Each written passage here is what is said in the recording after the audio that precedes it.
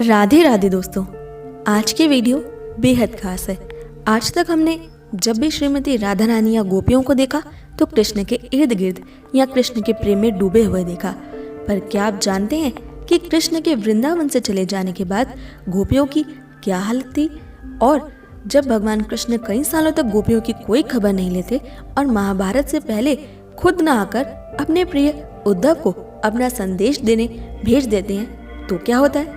दोस्तों, सबसे पहली बात, कृष्ण चाहते तो खुद भी गोपियों से मिलने आ सकते थे, किंतु उन्होंने इसे करने से मना कर दिया क्योंकि अपने श्री कृष्ण के प्रेम में गोपियों की जो विरह तपस्या चल रही थी वो श्री कृष्ण की झलक मिलते ही भंग हो जाती। जब उद्धव श्री कृष्ण का संदेश लेकर आते हैं तो बताया जाता है कि गोपियां उद्धव को ही श्री कृष्ण समझ लेती हैं, क्योंकि कन्हैया ने कहा था कि जाने से पहले मेरे वस्त्र पहन जाओ, वरना वृंदावन में कोई तुम्हें देखेगा तक नहीं।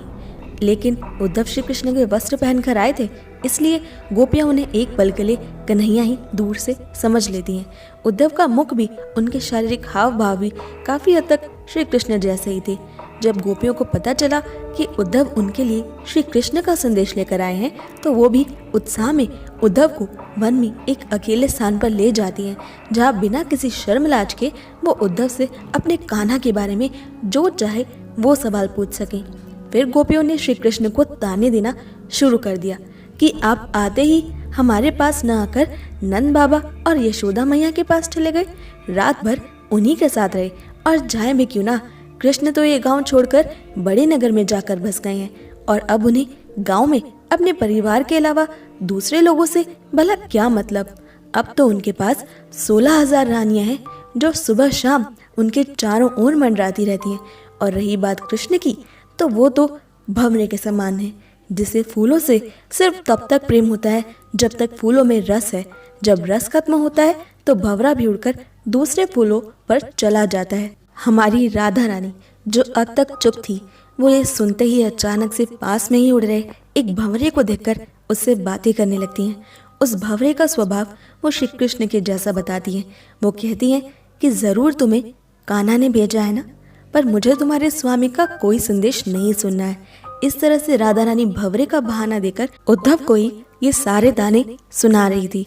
राधा रानी आगे कहती हैं कि लक्ष्मी स्वरूपा महारानी रुक्मिणी तो दिन रात उनके साथ रहने के कारण उनके भंवरे वाले रूप को भूल ही गई हैं, पर हम समझदार हैं और कृष्ण हमें नहीं छल सकते। हमने कृष्ण के लिए अपने पति, परिवार, बच्चों, संसार सब कुछ को त्याग दिया, किंतु उन्हें इसकी कोई सुध नहीं। अब वो हमारे पास क्यों संदेश भेज रहे हैं? वो क्यों हमारे सुध ले रहे हैं? वो तो महानगर में है। अपने सुंदर मुख के एक दर्शन, अपनी आंखों के एक इशारे से किसी को भी अपनी ओर आकर्षित कर सकते हैं। और संदेशवाहक तुम बुद्धिहीन हो, तुम कृष्ण को नहीं जानते। इतने में ही वो भंवरा जिससे राधा रानी बात कर रही थी वो उड़कर कहीं और चला जाता है। वह राधा जी को लगता है कि अब वो भंवरा जाकर कृष्ण को बता देगा कि राधा ने उनके लिए क्या क्या कहा, और कन्हैया कहीं उनकी राधा से नाराज ना हो जाए। वो उस भंवरे को पागलों की तरह ढूंढने लगती हैं और जैसे ही वो दोबारा उनके सामने आ जाता है, राधा रानी कहती हैं कि देखो, मेरे कान्हा को मैंने कितना भला बुरा कहा, पर आज भी उन्होंने मुझसे इतना प्रेम रखा कि अपने संदेशवाहक को दोबारा मेरे पास भेजा। इस बार राधा रानी का गुस्सा बिल्कुल गायब हो जाता है और वो ध्यान रखती हैं कि अब वो कुछ ऐसा न कहें कि फिर से वो भंवरा वहाँ से चला जाए। फिर राधा रानी उस भंवरे से प्रश्न करती हैं कि अच्छा चलो बताओ कि क्या कृष्ण कभी वापस आएंगे? कैसे हैं वो? क्या वो अपनी राधी को आज भी याद करते हैं? और बताओ, क्या वो कभी वापस आकर दोबारा से हम सभी गोपांगनाओं को अपने सीने से लगाएंगे? उद्धव ने जब राधा रानी और गोपियों की विरह की ऐसी हालत, ऐसी वेदना देखी तो उससे ये सब देखा नहीं गया और उन्होंने श्री कृष्ण का संदेश तुरंत गोपियों को दिया कि मेरी प्रिय गोपियों, तुमने अपने संपूर्ण जीवन को मुझे समर्पित करके अपने मनुष्य जीवन को सफल बना लिया है। हमारे बीच विरह असंभव है क्योंकि मैं हर जगह विद्यमान हूँ। दोस्तों, गोपियाँ श्री कृष्ण को भला बुरा दुर्भावना की वजह से नहीं कहती हैं, विरह रस के कारण कहती हैं। गोपियों के तो क्रोध में भी श्री कृष्ण के प्रति प्रेम है। उनका श्री कृष्ण को भला बुरा कहना केवल प्रेमिका का प्रेमी से लंबे समय के बाद मिलना और रूठ जाना मात्र था। और रूठना मनाना तो प्रेम का सबसे सुंदर हिस्सा है, प्रेम का अंत या नफरत नहीं। अब आते हैं राधा रानी ने क्यों अपने कन्हैया को ये सब कहा। तो राधा रानी की ये बातें, उनका ये विरह रस, उनकी ये वेदना भी संसार को एक विशेष अर्थ और महत्व देती है।